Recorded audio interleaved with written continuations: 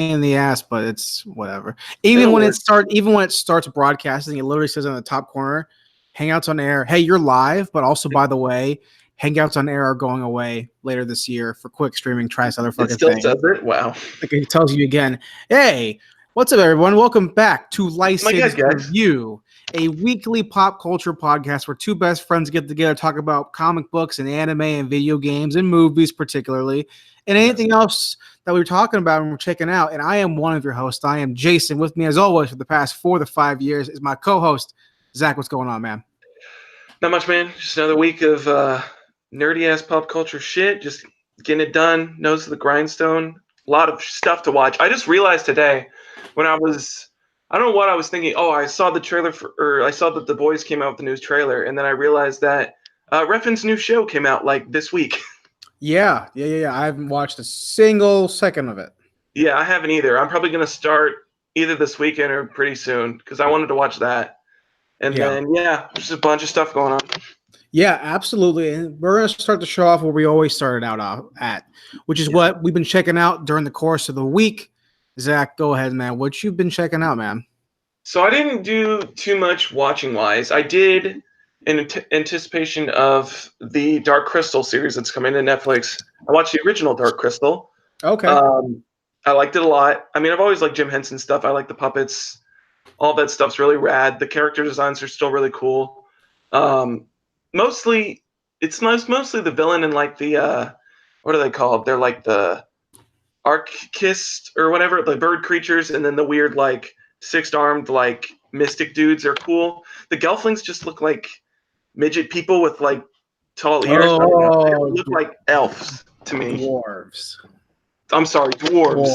Yes, dwarves with long. They're dwarves, but not dwarves because they're skinny and they have long ears. But I guess, but it looks fine. It's not good. I didn't. I've never seen it. I've never seen it. I think it's good. I'd give it a solid. I would say like 6 to 7 out of 10. Like I enjoyed watching it a lot. But do you hold on real quick? Stuff like interrupt you real fast. Yeah. Did you ever watch Labyrinth? I actually haven't watched that yet. Okay, so never mind, because I haven't seen Labyrinth and I have never seen Dark Crystal.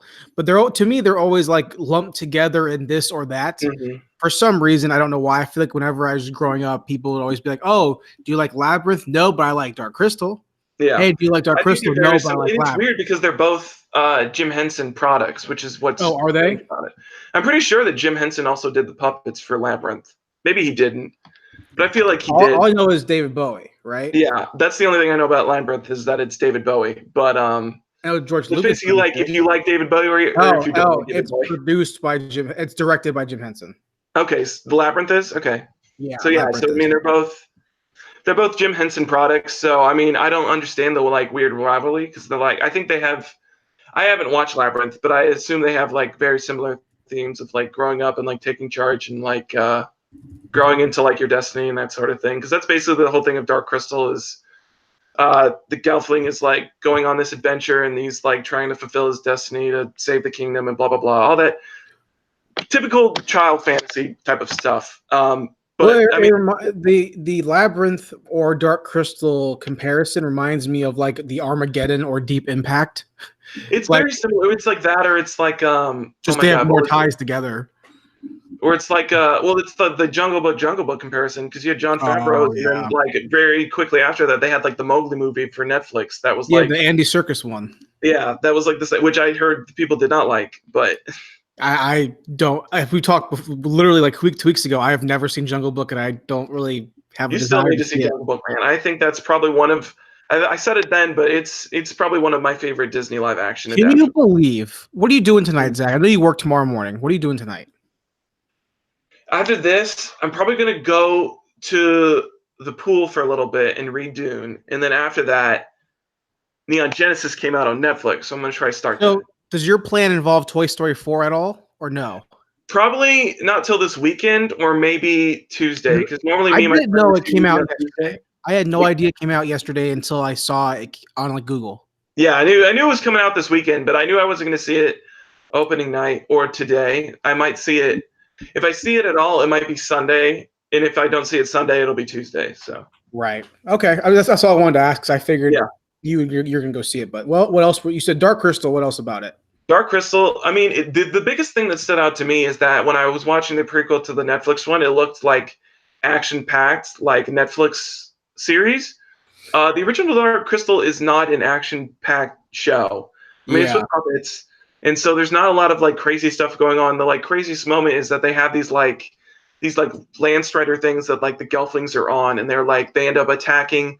They have like a mini battle with like some beetle, some giant like they're cool ass designs. They're like giant like beetles with like centipede like legs, and they're like the main like bad guy like henchman sort of. And so there's like a battle with like these giant tall like almost like animals on like stilts, kind of like attacking these beetle creatures, and that's like the most action-packed part of the whole movie.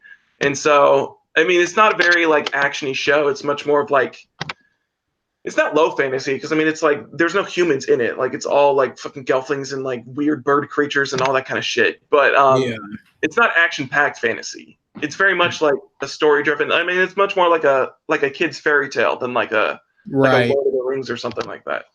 Well, even then, like we know, Lord of the Rings, the book is not Lord of the Rings, the movie. They're two different, two completely different entities in terms of like if Lord of the Rings, the book was Lord of the Rings, the movie, then I would read Lord of the Rings, the book. But the problem is, it's not that. We get fucking guys in a town for whatever.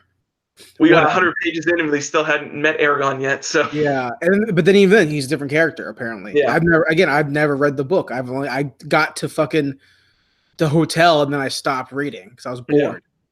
Yeah. But yeah, so I mean, Dark Crystal, it's not bad. I don't know. I probably wouldn't watch it again for a while, but it's definitely not a bad movie. It's enjoyable. And are then you actually excited to watch Ava? I am, because I've never seen Ava. I've seen the movies. Okay, gotcha. I've seen the Ava movies, the reconstructions that he came out with a couple years ago, which the last one's coming out this summer, I believe. Or pretty soon. Ava movie 4. So I've seen those. So like I know the basic story, but I've never actually seen the original series at all. And so I actually am kind of excited to like, because I think I told you like one of my first introductions to anime was, besides Naruto, like my actual introduction was I was in the anime club in middle school, I believe. And the very first meeting, they showed the end of Evangelion, and I kept talking to the person next to me, and I was like, "What the fuck is going on?" Like, I literally have no fucking clue. It was a terrible thing to do. Like, they showed the movie that like is supposed to wrap the whole series, and they showed it to like, I'm guessing half the room had never seen Evangelion before, and I was like, "What the fuck am I even watching right now?"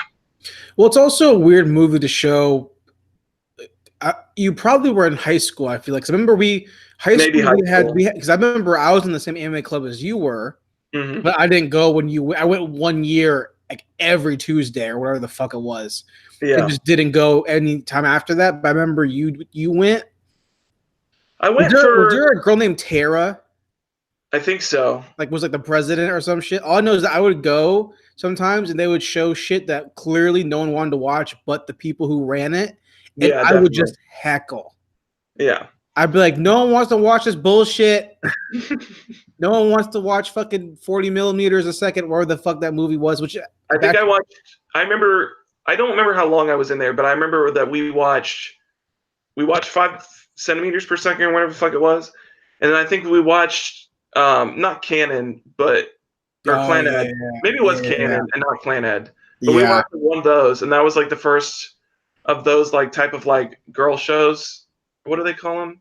They're not like shonen. Like romancy shows. Yeah, like shoujo or whatever. Romantic type shows. It's like the first one I've ever seen, and I was like, this isn't bad, but it's not like what I want to watch.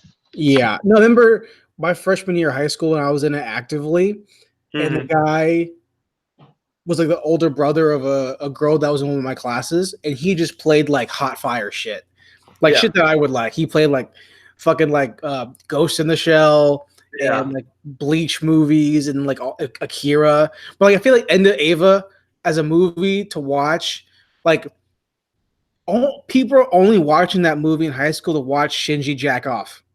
That's the only reason people in that movie. So hey, watch me shock you with this scene of this Yeah. creepy ass kid like masturbate. That's the only reason why someone in high school would play that movie at an anime club. Yeah.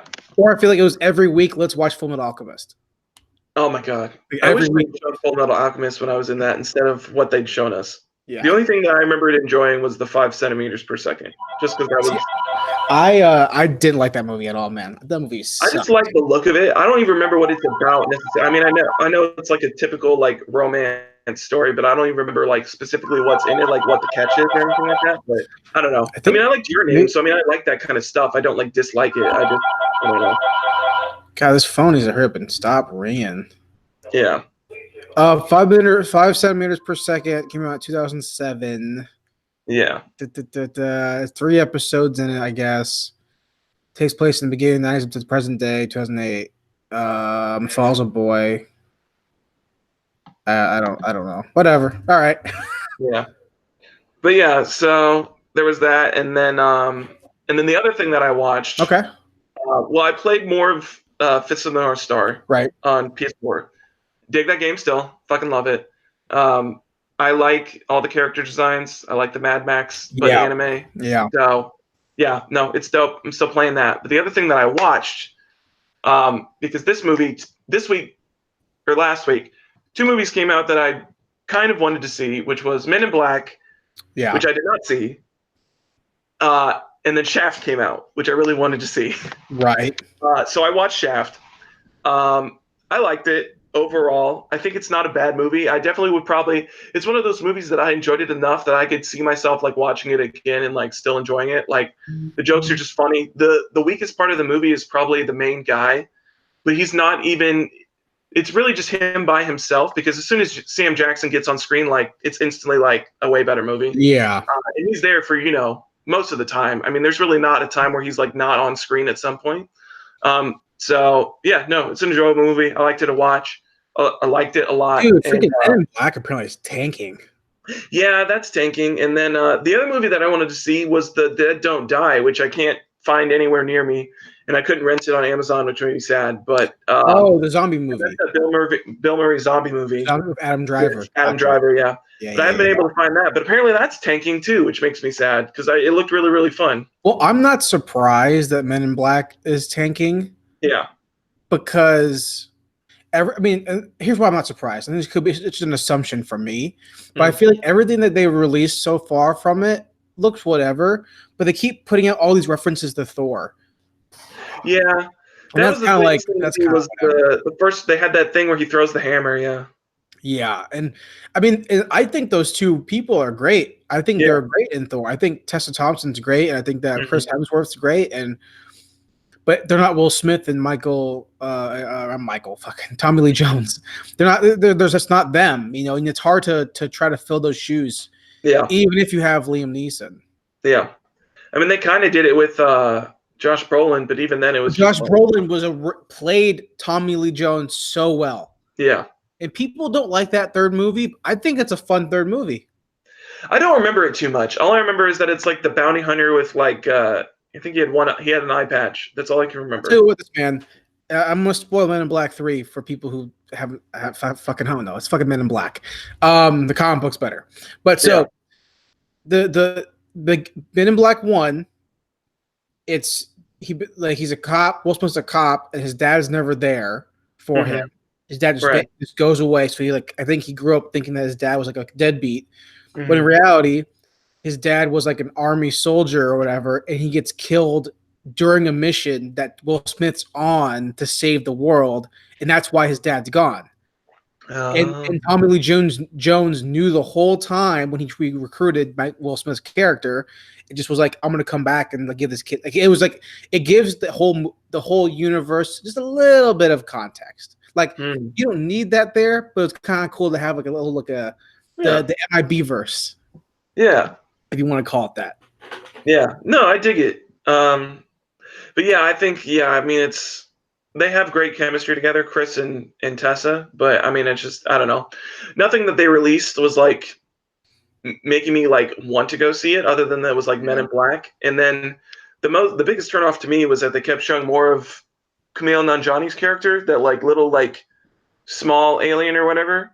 and he just looked like he was going to be super annoying, and I just didn't want to deal with that. So Yeah, I got that. But yeah, I love Shaft. That soundtrack was fucking dope. Yeah, So yeah, no, it was a fun time. cool. You got anything else? No, that's basically it. I downloaded Final Fantasy VII and still haven't started playing it yet because I also PS4 re-downloaded what? on PS4. Yeah, and Gotcha. then also re-downloaded Final Fantasy 15 because I heard that the update they did Shadowbringers. for whatever the Royal Pack or whatever makes it like a much better game. Gotcha. So I'm interested to see with the update if I enjoyed playing it or not. Because I remember I played it a lot when it first came out, and I just got bored with it really quickly.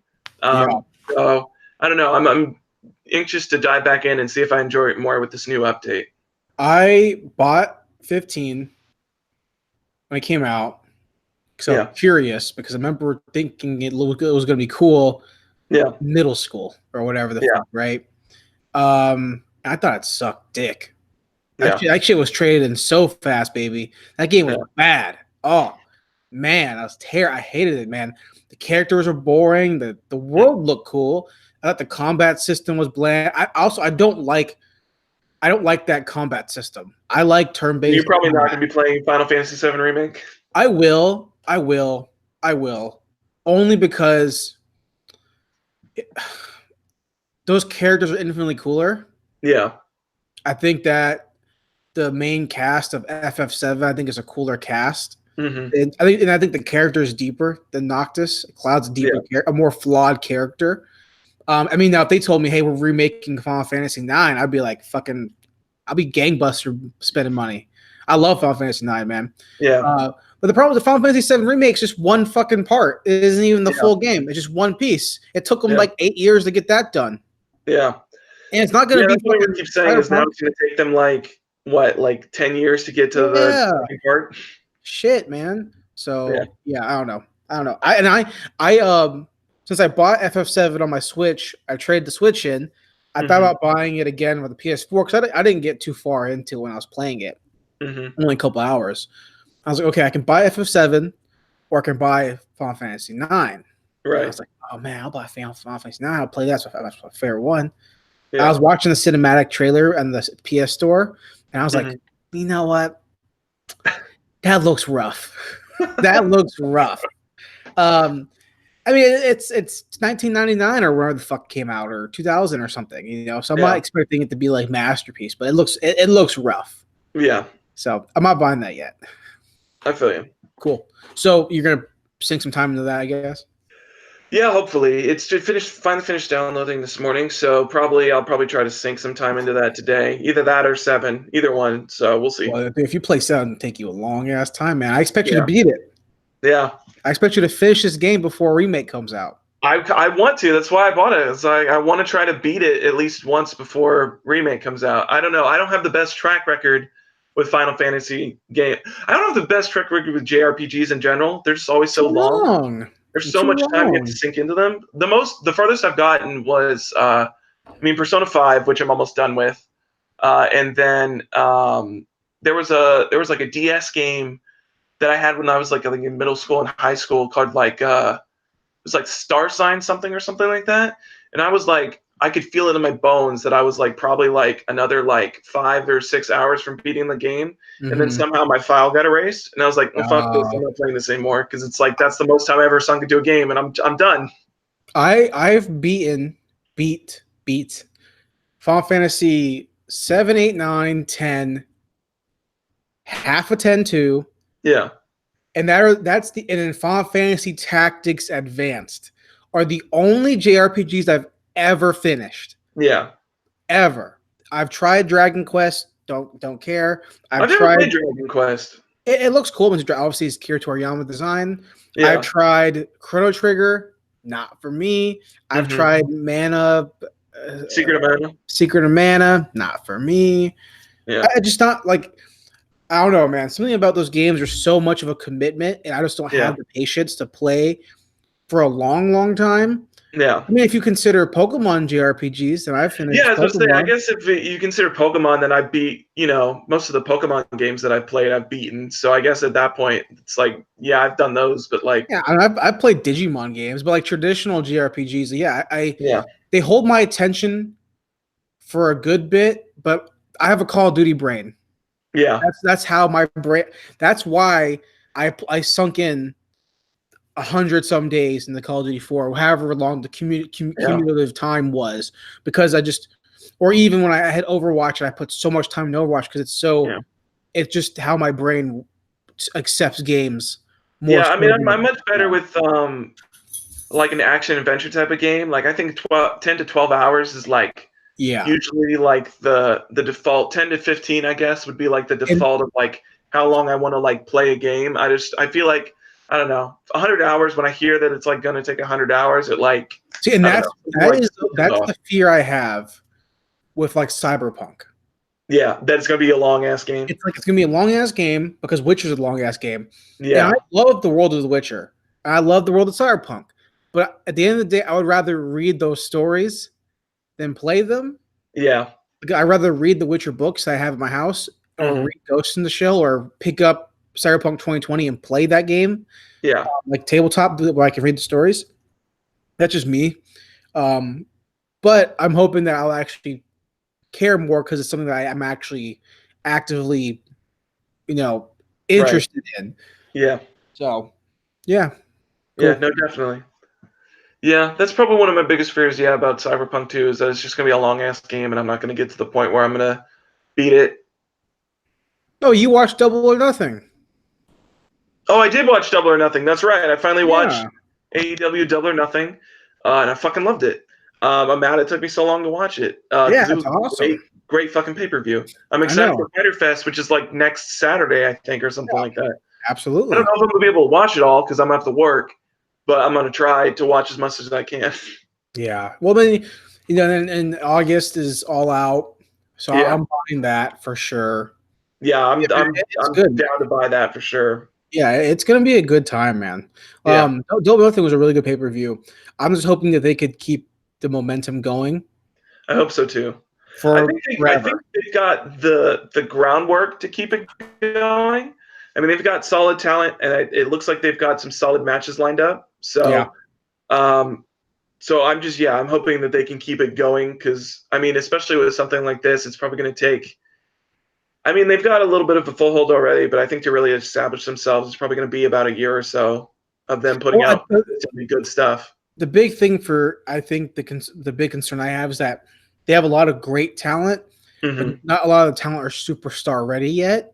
So Right. the ones who are superstar ready, I can't keep seeing John Moxley wrestle whoever. I Yeah. can't keep seeing Hangman Page wrestle whoever. We know who the stars are. It's the elite. Yeah. It's Kenny, Young Bucks, Cody, Hmm. Marty Skrull, whatever he gets out of his contract from Ring of Honor. It's Adam Page. It's Chris Jericho. Chris Jericho. It's John Moxley, and you have the Yeah. guys who are younger, the lower people who are maybe bigger in the indie scenes, Yeah. who haven't been a huge crossover yet. Those guys and gals are great, but they're not at the level of a Cody Rhodes. Right. Yeah. The Kenny Omega is going to get people in the door because Kenny Omega has 5-star matches. Hmm. He's world known for being a great talent. Uh, so it's gonna be a thing where they can get people from New Japan, but they're not working in New Japan. So who knows? It's a weird Yeah. little thing. So that's my concern because WWE still has the best talent of everybody. Yeah. They just don't fucking use them smart. Yeah. Like they have like all these fantastic people on all three things. So four if you count the UK show, which I Yeah. don't really watch because I don't have network. But if you Yeah. watch NXT, SmackDown, and Raw, you have the best talent in the world, the biggest guys, the best, some of the best women, but they Yeah. just they don't let them do what they want to do. So you get boring ass shit, or Yeah. you get Brock Lesnar.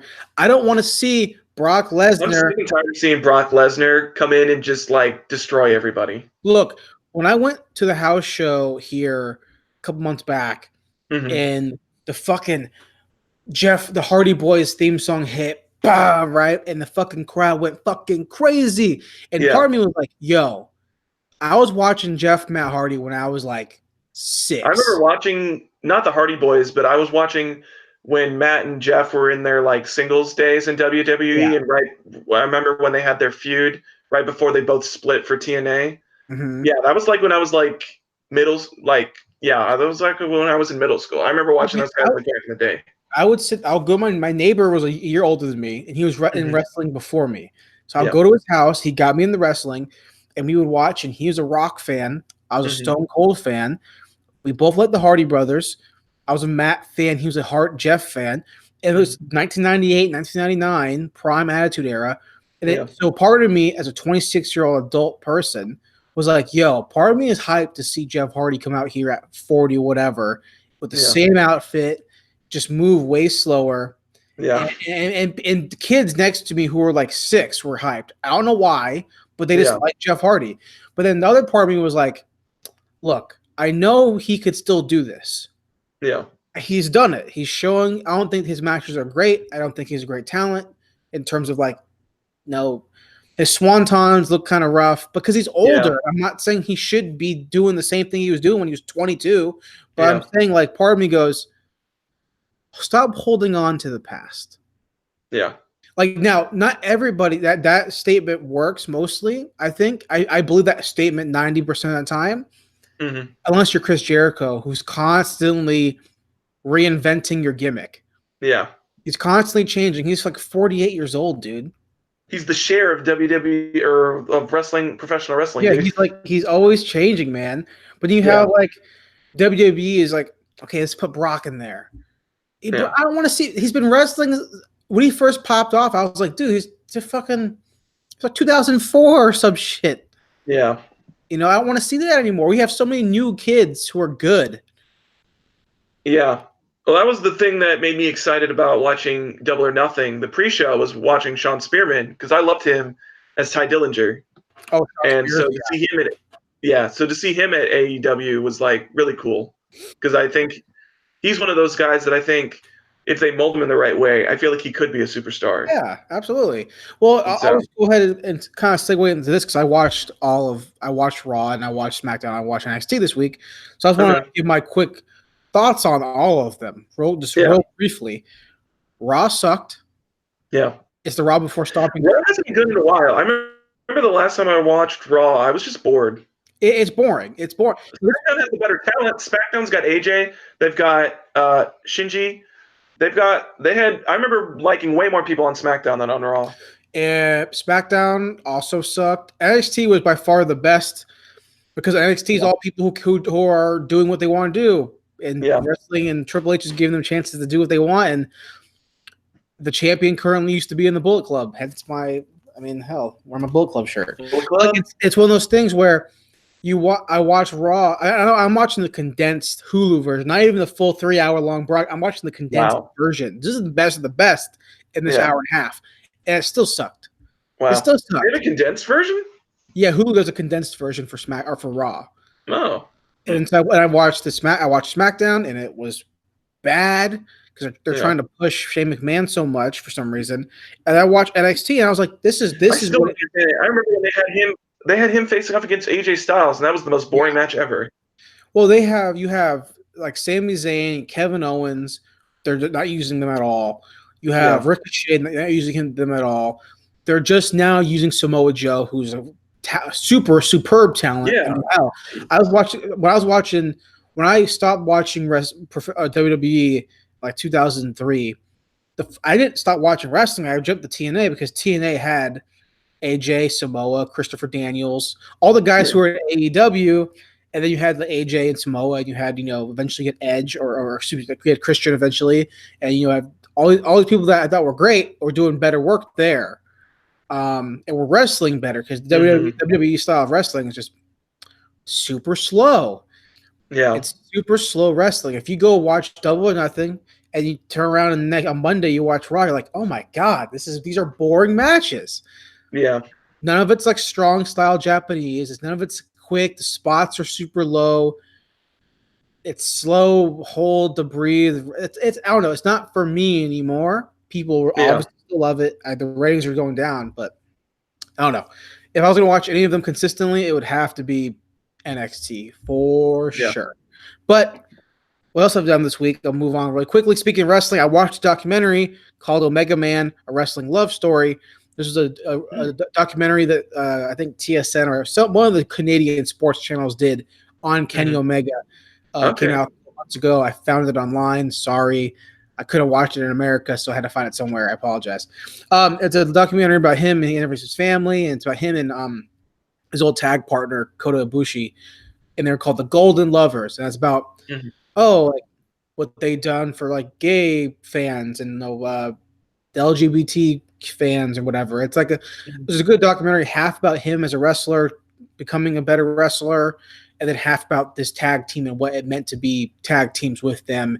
And they hint at like, hey, Kenny and Kota might have been partners, might not have been. They're certainly best friends, but maybe they were like involved together, but maybe not. It's the storyline, and it hits on like a lot about how New Japan takes kayfabe and takes storylines. And it was a very interesting documentary. It's pretty good. It's only like it was like 45 minutes or whatever. Right. Then I am about 65% done story with Spider-Man. Okay. Almost done. I'm almost done. I looked at the mission list for story mode, and I have like 7 left. Okay, so yeah, you're basically there. Yeah, almost. I'm at the mission right now where. Have you gotten to the Sinister Six yet? No. Oh damn. I'm wrapping up the Martin Lee stuff. Okay. Yeah, I mean basically, yeah, Martin Lee, and then Sinister Six is like right after that. See, because I was looking at like the acts. I'm guessing all of Act 3 is Sinister Six. All of Act 3 is Sinister Six. Yeah. I figured Act 2 wraps up the negative, Mr. Negative stuff. Yeah. Yeah. I mean, Act 1 is basically getting to the introduction of Mr. Negative. Act 2 is all about Mr. Negative, and then Act 3 is the introduction of the Sinister Six. Yeah, basically. Yeah, I'm like the third mission from the end of Act 2. Okay. So I'm like right there. I'm enjoying it. I like it a lot. It's fun. I don't think it's great. I'm having a good time with it because it's almost like brainless for me. Yeah. Just swing around and like they talk. Crashing square, using some cool ass gadgets. Like they'll talk. I'm not even listening to what they're saying. I'm listening to a podcast next to me. Like not even listening to what Pete's saying. I mean, when it comes to the story, the cutscenes, and I pause it and listen to the cutscene. But like all the little jingles and podcasts from Jameson and all that kind of things, I'm not listening to them. I might catch a word here and there. The calls from the cop. Who knows what the fuck she's saying? I have no idea. So I'm enjoying it. I was more tempted to buy. It came out today.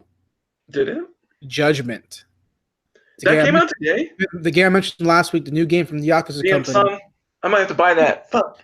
It came out today. I literally had it in my cart. Yeah. It's for cart last night at 11:59. Like I can pre-order now and get the bonus, and then 2 minutes later it starts downloading. But I didn't. But I've been thinking about buying that. Also, earlier this week, Bloodstained Ritual of the Night. Yeah, I saw that came out. I don't know what that is. I know it's Metroidvania, but I haven't heard much about it. The guy who kind of made Castlevania what Castlevania is. He made Symphony of the Night, all kinds of those things. Yeah, it's pretty much his unofficial, hey, this would be Castlevania if they let me make Castlevania. Yeah. And I was tempted to buy it. Because I watch, I'm still on the Colin's one of Colin's Facebook groups where he does a lot of his gaming stuff, and a lot of the guys on there were talking about it because I think a bunch of them bought it and are playing it, and they really like it a lot. So I think it looks cool mostly, but I think the main character animations look kind of weird, that they're really slow. And like I don't really dig that per se, but the rest of that, it looks fine. I thought about just buying Symphony of the Night, just buying that. Yeah. Well, yeah, they remastered it. I think that and the other one that he did, not Symphony of the Night, but the other one where you play as Is Symphony of the Night where you play as Alucard? Yeah. Then the other one that I guess that you play is the other. Rondo. Yeah, maybe. Yeah, that's it. Rondo. Yeah. Yeah, but it was $20. I was gonna buy that. And then I was gonna buy that collection that you're talking about a while back. But I didn't do that yet. So now I'm on the fence about what to get next once I finish Spider-Man, because I really want to finish. I have these Yakuza games that I bought. I want to play, but I do want to play. I'm not gonna touch Neo, man. I'm not touching that shit again. Oh yeah. I literally first stage, fifth enemy, not for me. Yeah. I mean, Not I got to Neo and I beat the first boss, and then I got to the second area, and it was like, I don't know. I'm with you, man. Those games are not. I enjoy playing them at first, but like, I can't beat those kind of games. yeah. I just like I. The thing about those is that like they have good world building, but they're like there's no official story. And if I want to play a game like that, like I want a story with it. That's why I'm excited for the George R. R. Martin game that he's coming out with this guy who did Dark Souls, because I feel like that game will have. I'm hoping it'll have more story to it, since George R. R. Martin is like doing it with him, and he's not one to like just let shit like be out there. I feel like there's going to be a much more like story driven campaign, which I'm hoping, because that's kind of what I want. I don't like the you have to figure out the story on your own. It's like, no, dude, like I want to know about this world. Like I want you to tell me about it, especially when I'm playing a game. I'm more excited for like Ghost of Tsushima, or whatever it's called, for Ghostwire or for Tsushima, Tsushima, yeah, for the samurai story. Yeah. I mean, the reason why I even want to play Sekiro or Neo, because it's samurai, but like I'd rather just play Ghost of Tsushima because I can tell it's going to be a story driven game. Yeah, no, I'd much rather play that game for sure. Yeah. But so I wish I could return Neo. I can't. Maybe I'll get back to it one day. But I bought God of War 2 as well. Okay. It was on sale for $20 or whatever it was, the deluxe edition or whatever, or however long it was. So I bought that when I bought Neo. I haven't installed it yet because when I install, I have to get through. I was halfway through the game, so I have to go back through the whole. I have to get all the way back to where I was at, which is fine. That means I can replay it again. So it was fun. I can rebuild my Kratos, and it's fine. But like, I mean, that's also a commitment. So I might do that. That game's a long game. Yeah, and I might do that. I don't know. After I'm almost done with Spider-Man, so I don't know. I'm not the kind of guy who does 100% or side missions or whatever. I've tried doing that. The only game that I got close to was Spider-Man. That was like the first game that I ever platinumed, just because I enjoyed being in that world so much, and I like the going around with the web swinging and all that stuff. And so that's the first game I ever platinum. Other than that, it's just like a bunch of useless bullshit to try to platinum a game. I'm swinging around and I keep seeing those fucking pigeons. Yeah. I'm like, I'm not gonna fucking catch you. I don't give two fucks about these fucking pigeons. If I don't get some good gear out of it, then I don't fucking care. Yeah. That was the only reason I kept doing it all, is because I wanted to get all the costumes. I have to get costumes? The what? I have to do side missions to get costumes? Some side missions you do, yeah. Not the pigeon one, but there are other ones where it's like the Taskmaster stuff, to be able to get the Taskmaster coins. To get one of the coolest outfits, Marie, which is I can't remember which Spider-Man universe it's from, but it's like when he's an older one and he's much more of like a vigilante Spider-Man, where he's wearing like the motorcycle jacket and the jeans. You have to beat like 20. You have to get like 25 crime tokens or something like that. So you have to do like a bunch of different crime side missions, like stopping, like robberies and petty crimes and stuff like that. So, what Spider-Man suit did you use the most? I think the one that I enjoyed the most was I like the one that you get for beating the Black Cat side missions, which was like the first side missions that I completed was the Black Cat one. I like that suit a lot. And then I liked Big Time because I like that storyline. The only thing I didn't like about the Big Time suit was that his eyes aren't expressive. It's like one of the few suits where his eyes aren't expressive. They just stay the same the whole time. And I like seeing the personality in his eyes. So that was one of the things that like not made me wear it as much for like story stuff. But I really liked the Scarlet. I think it's not Scarlet Spider. I think it's just called like the Black Widow suit or something like that. But I really like that suit a lot. And then I liked the Scarlet Spider, not with the hoodie one, but the second one. It's like version 2 or whatever. I like that one too. Those are probably like my 3 favorite suits. Right now, I don't have that many. I mean, I have. Right now, I'm using like the movie suit. Right? Is that what it's called? Oh yeah, I didn't play the game after that update came out. Really, the Raimi suit. Is that what it's called? I don't know. 'Cause it looks like I it think is. so. I can't tell. It's at the very bottom of the selection Yeah, screen. I think it is. I think that's It's like it's they called call it like like the Raimi suit or whatever. Yeah, I think it might be called like the webbed suit or something. or something like that. Yeah, Because the actual webs are like not just like painted on, like they're actually like yeah. what's it What's called? the dark suit? The dark suit is probably my favorite. Dark suit. I never used Fear itself. Yeah, Homemade. I didn't I'm use. using the web suit. That's what I have. Yeah, that's what I Last Stand. That's the suit. That he's wearing like a motorcycle jacket and he's like wearing jeans and stuff. That's probably like one of my other favorite suits. There's last. only a few that I like really liked a lot. I never used the noir suit. Never used Secret War. Spider-Punk's kind of cool. I use the Stark suit a lot. I like that. I like the look of that suit. Uh, Big Last Time. stand. And Oh, okay. I did use the 2099, the white version of that. The white Right. version of the future suit. I like that suit. That suit's look a lot as well. What of what's it called? What thingamajig did you use with it? The what's it called? Suitability? The suit power. Yeah. The one I used the most was what one did I use the most? I like the one that you get with Spider-Punk, the AoE like guitar slam.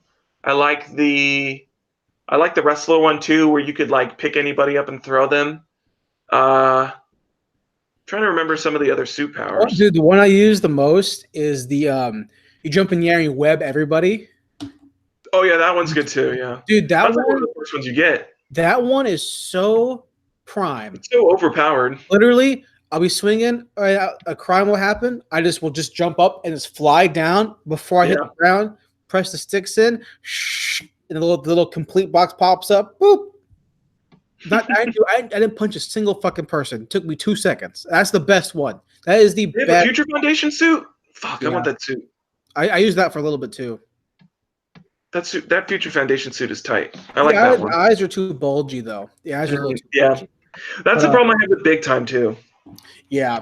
But so I'm doing that. And the last thing that I've been doing, I'm not far into this anime yet. I started watching the anime. I stopped watching JoJo. Okay. I'll come back to it. I always do. Are you done part 3 of JoJo? Part 4. I'm on part 4. Okay. I'm about 8 episodes away from finishing part 4. I wanted to get to part 5 really bad, but I'll wait. Yeah. Right now I'm watching on episode 3 of The Promised Neverland. Oh, I love that show. That was a really good show. Yeah, I read a couple chapters of the manga like 6 months ago, maybe, or a year ago. And not a ton to where I know, but I was looking through the manga and I like saw like I guess they start doing more action in it. So I'm like, okay, cool, awesome. So I'm enjoying that for what it is so far. It's a little different shonen type of thing. It's very much I would consider it in the same vein of like a Death Note type of thing, where it's much more like it's shonen, but it's much more like mind game shonen than like action shonen. So yeah, and then I in preparation for our upcoming anime preview, I was gonna read a bunch of Dr. Stone because I remember I read the first. If you want to watch that, that looks really cool. Yeah, I read the first like 5 chapters, probably like I don't know 4 or 5 months ago on a whim because I heard it was really popular. Yeah. I saw like a YouTube video like why you should read Dr. Stone, and I was like, oh yeah, that guy was cool. And then I was like, oh, this is an interesting premise. So I'm gonna get into that, and then that's kind of all I've been doing so far. I haven't read a single book. I'm like still so close to finishing fucking the Dresden book that I'm on. I'm on book 9. I'm on book 9. I wanted to finish all of them until before the next one comes out. Yeah. And he hasn't announced it yet, so I still have time. But yeah, I haven't read a single book yet, and I've been trying to find a new book to read, but I'm like, just been taking my time. I'm telling you, man, you need to read fucking Red Rising, man. Is that the first? Oh, I have that book. You need to read the series, dude. I'm telling you, man. You will the first book you'll read it, and the first half of the book you go, all right, this is interesting, okay. Second half of the book you go, yep. And then book 2 you read it, you go, fuck yeah. And then book 3, you read it, you go, fucking hell. And then book 4, you read it, I haven't read it yet, so I can't tell you. But it's a time skip. Time skip. Oh, is there? You know I'm a Yeah. fan of time skips. 10 years later, time skip, baby. I dig it. But No, it I have has the first one still. I haven't read it because I've been trying to. I used to have a bad habit when I was younger of like reading 5 books at once. Yeah. And so I've been trying to break that habit, and so I'm trying to get through Dune. The problem is that Dune is so Okay, here's long. what you gotta do. Yeah, put Dune on pause. Yeah, Read Red Rising because it's the same type of space opera shit, yeah. just for more of a YA targeted audience. Okay. And you'll at first I was reading going, okay, this is super YA. I don't really care. It's kind of like cheesy. I mean, it's well written. Yeah. The guy writes pretty well. Yeah. Pretty good. And I was like, okay, whatever. But then right after I finished the first book, I was reading it at work. Right after I finished it, I automatically got the next one. And I read all 3 of the first 3 the trilogy in like a few days because it was so. It's first person. It's so fun. It's action packed, super action packed. Huge cast of characters, cool armor, mech suits, and like space suits. They all have cool names. It's like kind of anime almost. It's like super like. It reminds me of it's a space opera as fuck. But it reminds me also of like anime because they all have cool character names. Like the main character name is Reaper, right? Because he uses a sickle. He uses an energy blade, like a lightsaber kind of thing, like a whip, but he puts it into the shape of a sickle. Okay. Or a scythe or whatever you want to call it. A sickle, I guess is what it is. Yeah. There's a girl named Mustang and a girl named Jackal. And she uses fire powers? There's no magic in it. Damn. Yeah, no magic in it. Have a girl named Mustang and not have her do fire powers? Wasted opportunity. It's no magic. It's all technology and stuff, but it's all based on Roman gods and like Greek gods. And it's a really cool universe. I think if you read the first book, you'll really enjoy it. But I think if you read 2 and 3, you'll absolutely be like, this is a really great series. Okay. So that's that. We can go ahead and move into the news segment of the show. What first? Hello. What first? So I feel like the first thing that I kind of want to talk about was what was the first thing? Well, Bill and Ted, obviously. Yeah. That's kind of big news. Okay. Well, Bill and Ted starts filming. Their daughters are getting involved. Well, it's not their daughters, but like the characters' daughters are going to be in the movie. And then they also have. I haven't watched it, but that there's that HBO show Barry or whatever, and apparently one of the guys that's like a big character in that show is going to be like the villain for Bill and Ted. Which I don't really know too much about him. I just know I guess he's like a bald dude, so that's his thing. So I love this so much because Bill and Ted's such a great, specifically the first one. I haven't seen the second one as many times as the first one, but the first movie is such a great classic movie. Whenever I think about Bill and Ted, when we watched Bill and Ted's recently, it makes me like, what's the word? Like my heart gets happy. Yeah, it's such a feel-good movie, and Bill and Ted are such good dudes. So to see them and it's their daughters, it's a cool little twist on it. They're older. Are the Wild Stallions fulfill their destiny? Right. Are the Wild Stallions still around? Yeah. All that stuff. That's really cool. I'm excited for it. I don't think that it's going to do as well as I would hope it does. Probably not. And then they don't have George Carlin. Yeah, they don't have that, and it's so far removed from the atmosphere of people. Like if you ask like my sister who's 15, I go, "Hey, do you know Bill and Ted?" Yeah, she have no idea because even you and me, we're actually like we're still a little younger than the Bill and Ted demographic. The demographic is probably people who are like 30, 32. Yeah, 3. That's probably for them. You know, I would say you and me, we're probably more of the Three Ninjas, High Noon. Ooh, Three Ninjas. I love Three Ninjas. When they come out with a new Three Ninjas movie? That's what I want to know. Not even the first Three Ninjas or the second one. I'm talking about the one with Hulk Hogan. That's more that's our time. Ninjas at Thunder Mountain. Yeah, that one. Because the first one came out in like 91. Yeah. some shit. 92 was the first one. Now I've seen that movie. The first I one. remember watching that movie a lot when I was a kid. Yes, The Hulk Hogan one and the first one I watched a fuck ton. dude. Because I've seen all of them a lot. There's 4 of them. 3 Ninjas Yeah. Kick Back. Boom, awesome. Now Knuckle Up, dude. When they Knuckle Up, dude. Oh, that one's pretty good. Because Knuckle Up is the one where they have the same cast as the first movie. Mm-hmm. But for some reason, here's why it's weird, man. I don't understand this because it was like it's the same cast as the first movie, I think, but the second one is a different cast, or at least 2 of them are different or something. I don't get it. It was weird. Okay. Hold on, you go. So here we go. The original movie and the sequel, Knuckle Up, were shot back to back with the first film. But distribution just made it wait a year. So they filmed this one was actually filmed the third one. Okay. Knuckle Kickbacks when they go to Japan. Right. And that movie is the second one, right? second one released, but third filmed. Okay. Yeah, because Knuckle Up or whatever is when they fight like the Indian Native American community or whatever. That one's whatever.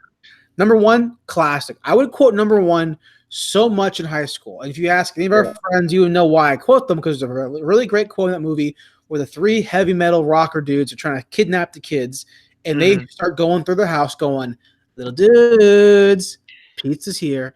That shit makes me laugh so much for no reason. 3 Ninjas is a great movie. Yeah. I just saw the Rotten Tomatoes percentage for the first one. It's at like 36%, 32%. You know, honestly, higher than I thought it would be. And one of the audience reviews on Google, the top one says, the best movie I've ever seen. Hell yeah. One of my favorite childhood movies. 3 Ninjas is really good. So no, 3 Ninjas is one of those movies just like Bill and Ted where it makes me feel good. It makes me, dude, hold on. This is gonna kind of get deep for a second. Okay. And this is let's dive deep. Okay. So, and this is all because of retrospective and like 2020 vision. Okay. And looking back, look back at it. Look back at it. So it's like this, right? Like, yeah, I was born in 1993, right? Were we born the same year? Yeah, because I was born in February. That's right. Yeah, because I was basically a 1994 baby. Yeah, so I was born in February, so I was the year changed over kind of thing. Yeah. But so it was this thing, right, where we look at the 90s and the 80s through rose-colored glasses. Oh yeah, for sure. Right, especially the 80s and now the 90s a lot because we think of the Jazz Cup, the Jazz Cup thing with the little white. But even now, because I don't consider myself a 90s baby, right? Because I don't really know when they think of those things. When I always see those things where it's like, if you're a 90s baby, you know this, and I look at the stuff and I'm like, I don't really know too much of this. I guess I'm not a 90s baby. Because I feel like 90s baby, does that mean that you're like a 90s kid? Does that mean that you grew up in the 90s or you were born in the 90s? I think it's people born in the 80s who grew up in the 90s. You grew up in the 90s because, I don't know, if you're born in the 90s, like, I just feel like, especially if you're born in like 1993, 1994, like you're not going to remember much of this stuff until almost 2000. Yeah, I feel like don't get me wrong. I remember so much of my life from the late 90s, but I'm infinitely more mid or early 2000s kid. I'm definitely a 2000s baby for sure. You know what I mean? I feel like if you're born like 88, then you're a 90s kid. Yeah. Right? But I feel like there's that fine line between like everything those kids had, like the generation above us, the kids above us, we had the same thing but different seasons. Like, I remember when I was a kid, my mom had a Filipino relative, kind of, a cousin, if you would. And he was probably like 6 years older than me, and he loved Power Rangers when he was a kid. I loved Power Rangers at the time because I was a kid. I still love Power Rangers, but all his gear was original Mighty Morphin stuff. He had the Megazord, all that shit, right? I didn't have those because I was too busy watching a different season of Mighty Morphin because that's what it was. I had Tommy was white, not green. The cast was different. No, I had Rocky, not Jason. No, I had Johnny Young Bosch, not Zach. Right? Or I had Turbo or Zeo or whatever. I had other things, right? Yeah. But we also had Doug, just like the kids who were born in '88. Something had Doug, but we had a different. Did we have Doug, or I feel like we more had like Hey Arnold. We had that too, but we definitely had Doug because Disney got I Doug. do definitely remember Doug. I remember Quail Man for sure. Because Disney got Doug later on, and they changed the way Disney? he looked. No, it was Nickelodeon, but then Disney got it Okay. because they changed the way he looked. So Yeah. here's what I'm saying. I'll be driving my car, listening to a song or something, and I go, man, I would give anything to just go back and live in 1996. Yeah. I don't know why. Yeah. I don't know why. I feel was like I would say the same thing, but I would rather live in the 80s. I feel like I would want to live in like 80, 84, 85. I feel like that's where I want to go back to. Yeah. See, I think it's because I feel like in my brain, I think back and go, you know what? Life was so good in 1999. Mm-hmm. Life was so good because I was fucking 7 or wherever the fuck I was. Life was so good. All I had to worry about was playing Tekken 3 or whatever fuck Tekken it was. And I had, 1999, 1998, 98, 99. I'm going to run it down. Attitude Era Wrestling, WCW Nitro, The Rock, Stone Cold Steve Austin, D-Generation X, actual arcades. Yes. The cup with the fucking thingy on it. With the fucking white cup. They got the Zesty. You know that I remember that design from there was like the ice cream place called Zesty. And they had that design all over their shit. Right. Every food court in America had that cup, right? Yeah. No matter where you were. The sick ass design. Doesn't matter, right? So I had that. Cooler toys. Everything from my childhood. Man, my childhood, man, was fucking Beast Wars. Everything. We had everything. Oh, I remember Beast Wars. Dude, so I was like, man, I would give. It made me feel bad. It made me feel bad because I remember I was like, dude, it's probably because I'm young. We're both young, right? But then I see my sister who's 15. Right. Because she's about to be a freshman in high school coming up. And I'm like, dude, your life blows. Your life fucking sucks. You got nothing good. You got fucking Adventure Time. Ugh.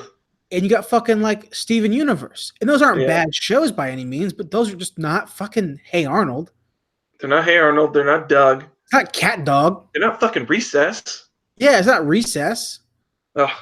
Recess. You don't turn the TV on and see commercials for fucking Reese's Puffs anymore. Oh. You don't see commercials for I feel Lucky like Charms, for Roll-Ups. Like this Where's generation commercials. Where's the Kool-Aid Man at? I feel like my sister's generation of kids isn't gonna appreciate pop culture like raised on TV. That's like I would always say I was raised on TV. Raised on film, raised on TV, right? Those are the things. I feel like she's not. Her era is raised on TikTok, is raised on YouTube. Her era is Vines, TikTok, Instagram. It's fucking PewDiePie. We're raised on TV. Kids nowadays are raised on social media, and her idols are like YouTube people, and that's not bad because I love YouTube people, right? Yeah, but it's weird to me. I was driving my car thinking about, man, I'm almost 30, which is still super young. Almost 30. And shit, dude, 1999 was like fucking so long ago. Yeah, dude. 20 years. 20 years ago. Yeah. I'm like, God damn, dude. Like, it's been 20 years since I've seen a legit arcade. Yeah. That's the saddest thing of all to me is the loss of arcades, dude. Sorry. Well, Bill and Ted 3, it's going to be great. Let's go ahead. I wanted to ask you about this. Have you been seeing the cyberpunk controversy going on? I've seen it, and I've tended to ignore it because I read it, and I was like, this is just more of the same stupid bullshit that people will just keep getting mad about all the time. You see that? There was that thing? Did you see the controversy about Pokemon? Hold on. Hold that. Yeah. Did you see the Anita Sarkeesian tweet about Cyberpunk? I saw that she's out of business. I saw it. And I'm not going to make a comment about her because I'm not going to. She blows. But the tweet was like, "Hey, CD Projekt Red, if you need any help, I'm open for hire." Yeah. Okay. And then, dude, if you don't know what Cyberpunk the controversy going on again. People are saying the game is sexist, the game is racist, and the game is stereotyping black people in the game because of the voodoo boys and the animals, all these different gangs in I the thought game. that, and then that's the biggest thing that I saw was the biggest piece poster. that I saw besides the voodoo boys was the transgender thing about transgender poster. Yeah, the poster. Yeah, so I saw all those things. I think that poster is kind of on brand. Like, yeah. I didn't even see anything wrong with the poster. I mean, honestly, if it hadn't been pointed out to me, I wouldn't even have fucking noticed it. So well, even in the words, like mix it up, and there's the transgendered person with like the bulge or whatever. Yeah, that's something you would see in a dystopian cyberpunk world. I think like cyberpunk's not happy. Cyberpunk is supposed to be like based on like primal stuff, like your it's corporations and it's your desires. And that's something you would see in Akira or Ghost in the Shell or any Blade Runner. Like that's something you would see in those things. So I don't see why.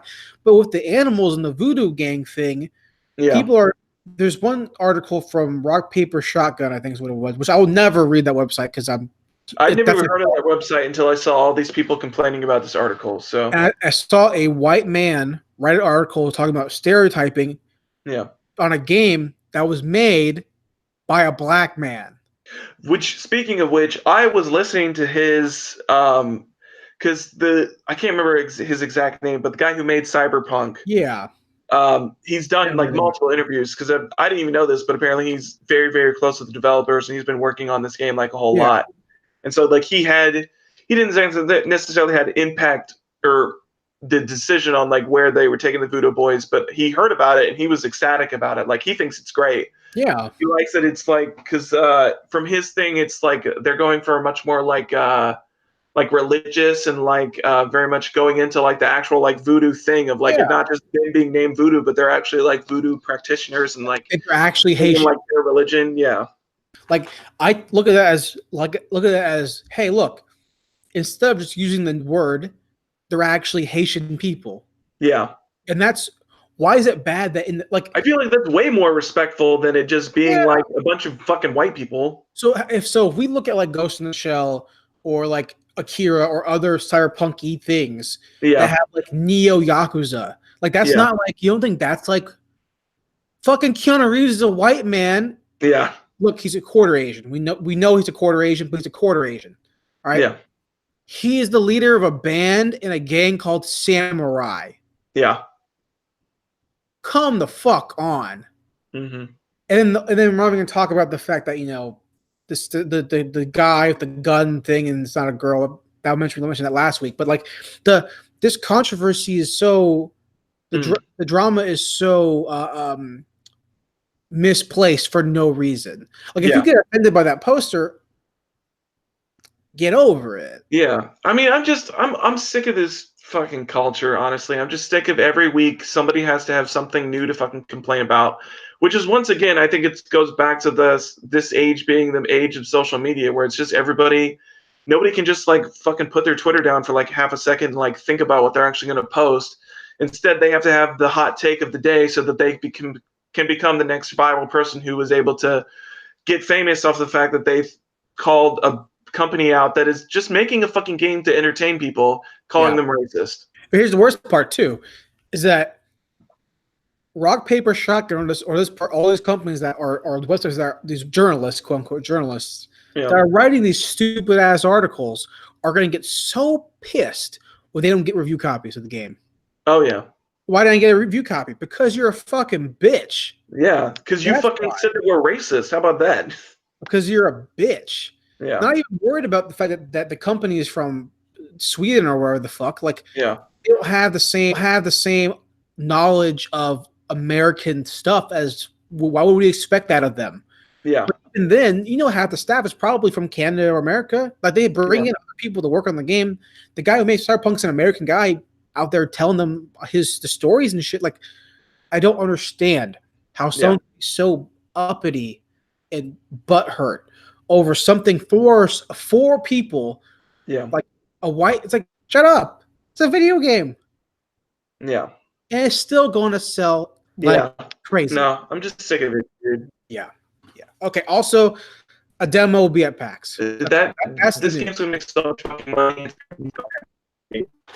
There's going to be a demo at PAX. Well, I'm assuming it's gonna be is it a playable demo for everybody? So far, it's only been because so far it's only been for behind closed doors. So I'm glad that they're gonna let everybody play it. That's good. I think this is gonna be the demo that was behind closed doors at E3, just to the public. I think I could be wrong. The article might say it. I don't remember what the article said because I read it earlier in the week. Yeah. So who knows? But I assume it would be the demo that they just did behind closed doors, like a couple weeks ago. I don't know why they'd make a whole new demo. Exactly. So cool. That's Cyberpunk 2077. You want to talk about Dr. Sleep? We can talk about Dr. Sleep.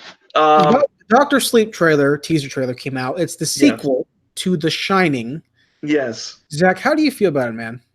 I don't know, because I mean it's based off his book. Again, he made a book sequel to The Shining, which I don't know. I'm assuming from this trailer that this is going to follow much more of the book. But at the same point, he's like, there are obvious nods to Stanley Kubrick's The Shining. But Stanley Kubrick's The Shining is much different than Stephen King's The Shining. But this book is a sequel to Stephen King's The Shining, not Stanley Kubrick. It's very confusing. But I mean, the teaser trailer overall looks fine. I mean, I don't know too much about the Dr. Sleep story. I just know that it's the kid as an adult who still has The Shining, and he finds another girl who also has The Shining, and that's the basic premise for the story, is that him helping out this girl who has The Shining, and there's some Dr. Sleep villain that, like, from what I assume in the trailer, like, kills kids. Yeah, I don't know. I think from the teaser, again, I have never read The Shining. Yeah, I've only seen. I've never read the original Shining. I have the book Dr. Sleep because my aunt got it for me for Christmas a couple of years ago, like when it came out. But I haven't read it because I haven't read the original Shining, so I don't feel like I can watch it without reading the original because I just know it takes so much off that novel, which is not what the movie is. So yeah, but for me, this teaser trailer looks like what I would want from another Odd Thomas movie. Like, it's what it reminds me of. Like, cause from the Shining movie, you're not really given anything in terms of like what it could be. Just weird supernatural shit's going on. Right. And now that because now it's going in a different direction. We have a horror thriller element, but it's more supernatural, paranormal investigation almost. Yeah. And that looks really cool to me. I think the trailer's really cool. I think Ewan McGregor looks really cool. His accent's pretty cool in it. He sounds pretty good. Ewan McGregor, man, just one of the best in the game. Yeah, and I think as overall, it's an interesting teaser trailer. Doesn't give you really much anything. They give you the word The Shining. They play The Shining music at the end of the trailer. It's cool. I think it's cool. I think it's going to be a fun movie. I was looking at the director's filmography, and I'm not too impressed with it. It's a lot of horror films. He's the one that did The Haunting on Hill House, right? This is the same dude? Yeah. And I never watched that, so I can't talk about it. But I watched the first, like, 3 or 4 episodes. I mean, horror's just not my thing, and so long-form horror was, like, I don't know. But, I mean, I watched the first, like, 3 or 4 episodes, and I mean, it's a beautiful fucking show. It looks amazing. And the story's good. I mean, I haven't finished the story, so I don't know how well he wraps it all up. But, I mean, for the most part, I enjoyed it for what it was. Yeah, and I'm excited for this. It might make me go back and rewatch The Shining. Maybe I'll read it. Probably not, because I don't like Stephen King. Yeah, I don't know if I'm going to read it. I haven't read a Stephen King book. I read one of his newer books, A Revival, which was like his take on like Frankenstein type of thing, which was a good book. I didn't mind it, but yeah, I don't know. I don't like his old writing as much. Yeah. I mean, I read The Stand, and that's like a fucking like gored my brain out trying to like figure out what the fuck he's talking about in that book. Yeah, I've never read a single book of his. I know my dad used to really love my dad's read the classic stuff. Before I think that he puts out so much work every year because half it's fucking ass. Yeah, well, he comes out with like 2 books a year, and so it's like I don't understand why everybody gets jazzed about all his books, because half the time either they're a short story collection, which are usually better because his short stories are not bad. I like his short stories a lot. But it's that, or it's like he comes out with 2 books and like one of them fucking sucks. So. Yeah, right. But yeah, I want to segue from Doctor Sleep directly into Stranger Things because to me it gave me the same exact vibe. Oh, did? It Okay. gave me the same exact vibe. Obviously, the stories are different, but Yeah. stories about affecting kids that were from the 80s. Stranger Things. That's how you say Stranger Things season 3. Stranger Things 3 final trailer. It came out yesterday. Today, one of the two, right? Yeah. I think yesterday. I think it was yesterday or today, something like that. Yeah. I know you haven't seen season 2 yet, but as someone who has seen season 2, I think this trailer is awesome. I really am excited for this show to come out so I can finish it. I don't know if it's the last season, but it should be. I know that I remember that the brothers, I can't remember what their Duffer names brothers. are. The Duffer brothers had talked about only wanting to do 3 seasons. I kind of hope it's just 3. Yeah. Because I don't know how much longer you can like keep stretching out the same thing. Because I mean, I haven't seen season 2, but it seems like from this trailer that it's still like circling around like Will and the fact that he got fucking kidnapped and he's still having after effects, or he has some weird shining like thing where you can like sense this weird like elder god Lovecraftian monster type of thing. I don't know. I got some very big like I don't know how far you got in the TMT thing or TMNT comic book, but there's that one point in the trailer where he has like all the rats coming through, and it gave me very much like a Pied Piper type of thing. Yeah. Which I'm interested in. That got me more interested than anything else in the trailer, honestly, was like seeing that kind of like that Lovecraftian like Pied Piper type of like demon monster ghost spirit thing. That was an interesting thing to me because I like that, especially from TNT. I liked what they did with that character a lot, and so I'm interested to see more stuff like that. I think it's an interesting take on like that old folklore fairy tale type of thing with like the rat catcher and all that stuff. So yeah, it looks cool. I think it looks cool because I think what makes me like it a lot is that it's all the trailer is just set in that theme park. And to me, that gives a very good. It's those things that, just like we've talked about with like shown in the anime. 80s things, there are check boxes for a successful 80s reminiscing 80s movie.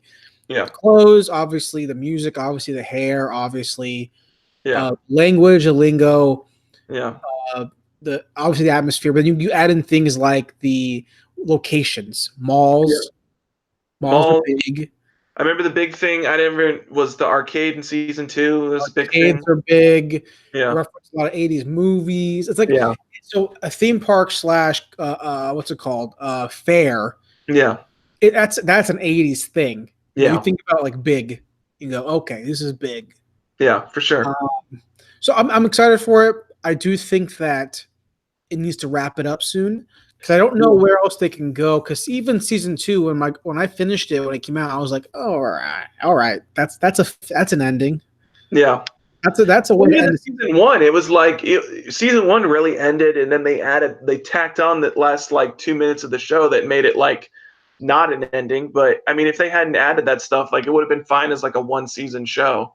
Yeah, and it really is changing from a Stephen King / it / other 80s horror film type thing in the first season to like a classic 1984, 85, 86 like rom-com John Hughes thing with supernatural stuff in it. That's kind of where it's going almost. Yeah, I would say. And I'm fine with that. I don't care about the kids at all, like the younger ones. I care about like Steve. Yeah.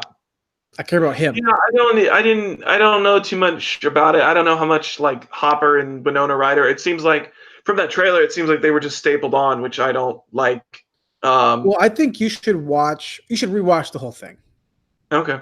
Because season 3 comes out July 4th. Yeah. So I probably will, because I mean I definitely want to watch season 2 soon. I don't know why I just keep putting it off for so long. I think you should before July 4th, you should rewatch 1 and then watch 2. Okay. I think you would enjoy it. Okay. Sure. So I mean, I was telling you before, just real quick, that like because I watched a trailer right before we started because I didn't even see that it had come out, but Mm-hmm. It just feels like such a different show from what I remember from season 1 that it's just crazy. It How much absolutely is. It's like the trailer itself just feels like such a different feel of what they're going for with their show. So yeah, they're absolutely pulling in other 80s things to try to combine with the story, which is fine. That's the whole point. When you do these 80s shows, are just shows to just show, just 80s jerk offs, 80 jerk offs. All they need is 3 ninjas now, and they'll be good to go. Nah, that's for the Stranger Things 90s show, man. Ooh, bring it out to the 90s, man. They're gonna. Well, they all look like fucking old now. Like I was watching the new trailer, and I was like, "Fucking Will looks like a fucking like they're like teenager. Like it looks like it should be in the 90s." Yeah, they're like 16, man. Yeah, man. But what else did you want to hit news-wise? The boys? Let's see. Well, the biggest thing for us is that Why the Last Man has a new showrunner. So that the dream is not dead yet. FX is still working on it. I don't know necessarily too much about the showrunner that they picked, but let's see. She did Animal Kingdom. She did The Killing, which is good. I love The Killing, so that gives me some hope. Doesn't really have too much to do about The Last Man, but that is a good series, so that gives me a little bit of. I haven't seen any of these other ones. Like she did Rubicon, and she did a CBS show. She did a TNT show, and she did 2 AMC series. I don't know, but I'm just glad that the show has a new showrunner. I'm glad they're still working on trying to get this thing out. I really want to see what it looks like on screen. Do we remember who York is? Did they cast him already? I don't remember, honestly. All I know is that it's super sad to me that I think it's super sad that we can get a fucking Preacher show by Seth Rogen. We can't get Why Last Man. That's just sadness. It's ridiculous. That's such a sadness to me. Yeah. Let's see, TV adaptation. Yeah.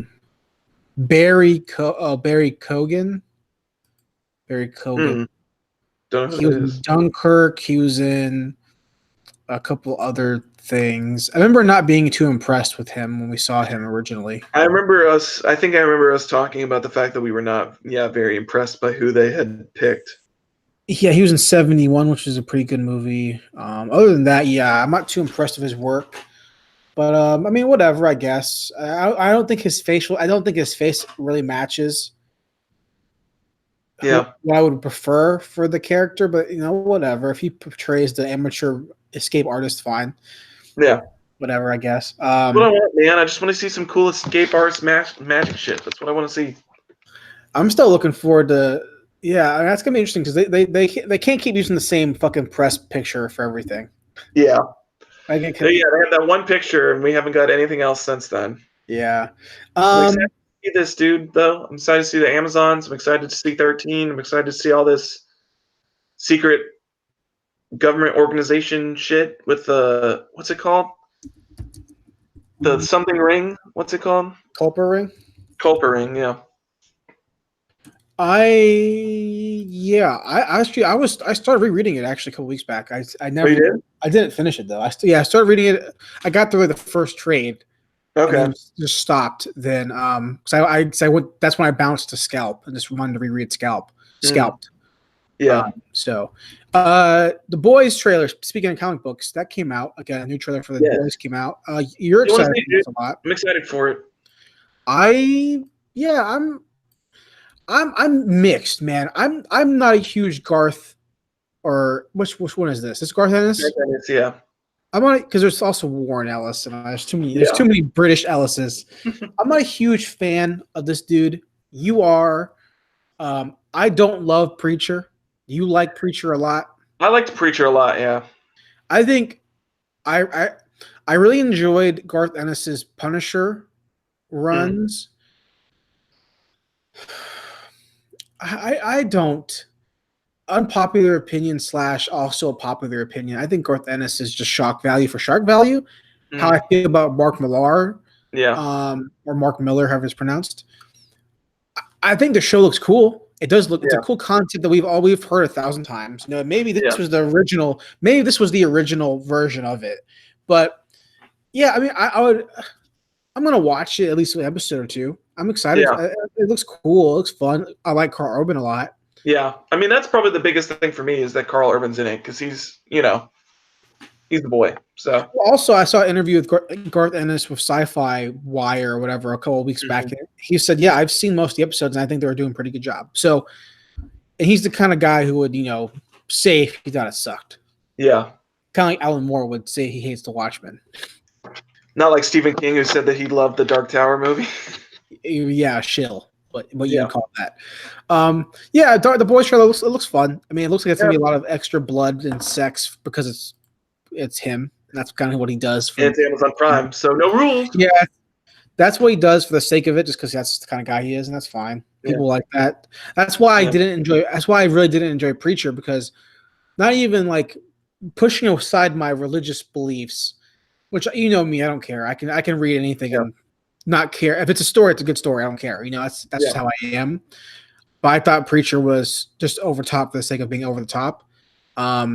Definitely over the top in the beginning. I think it calms down a little until I think the last trade gets back into the way too over the top. But I mean, for the most part, it's once you get out of once he gets back to his mother or adopted mother or whatever in Louisiana, that's probably the most over the top of the whole series by far.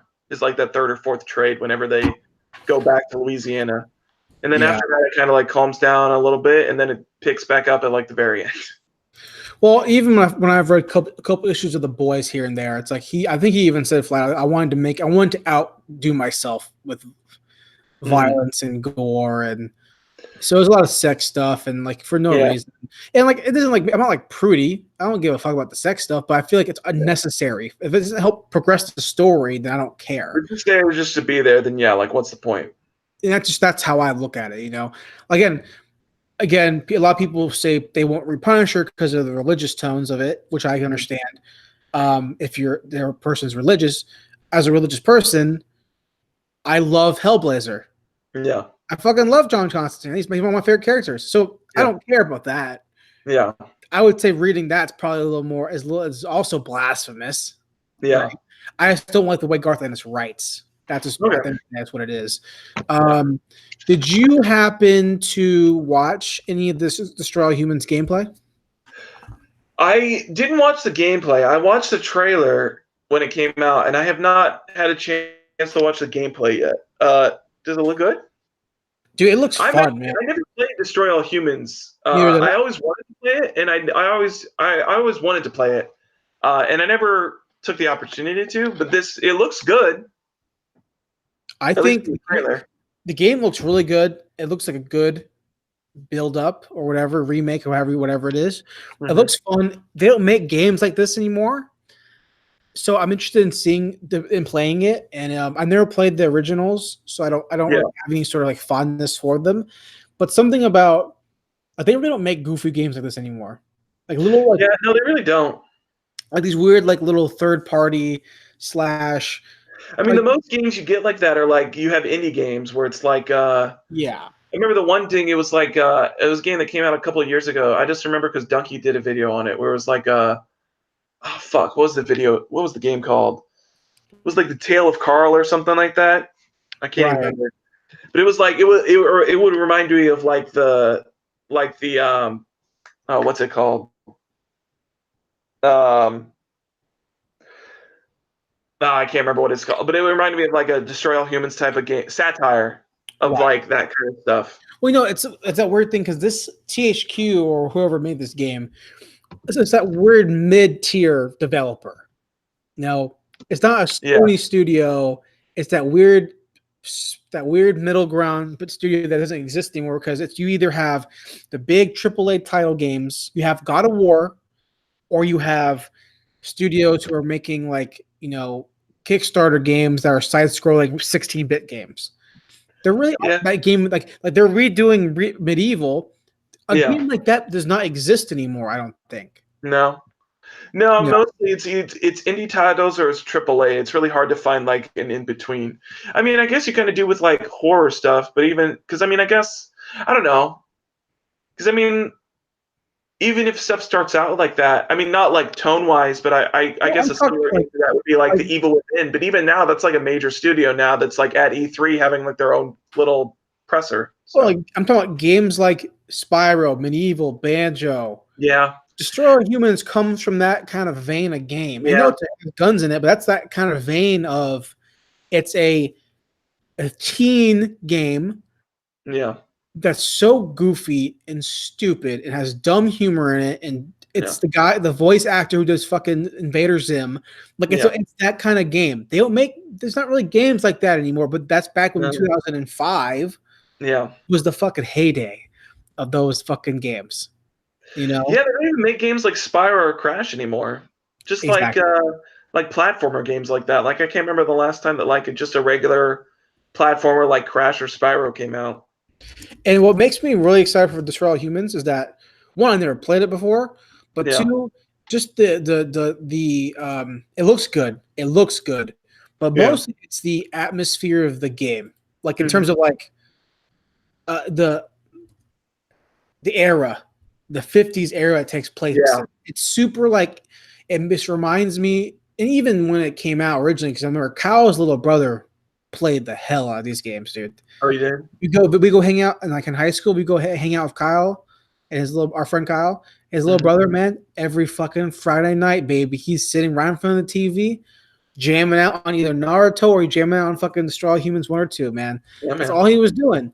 But so like yeah, this game it gives me like God, what's that movie called? Fucking man, the alien movie. Architect? Mars Attacks. It reminds Yeah. me of Mars Attacks. And I'm like super into that. That looks awesome. Yeah. No, I'm down for it. It looks really cool.